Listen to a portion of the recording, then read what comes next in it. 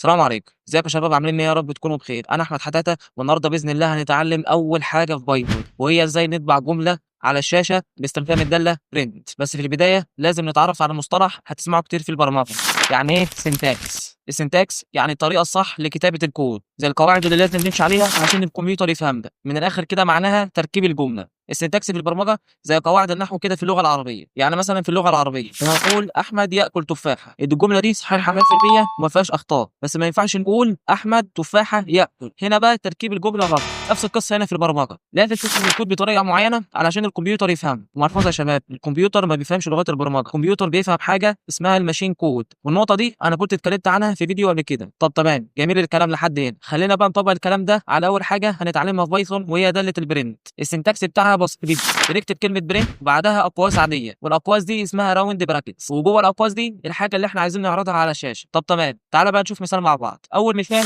برنت هالو وورلد.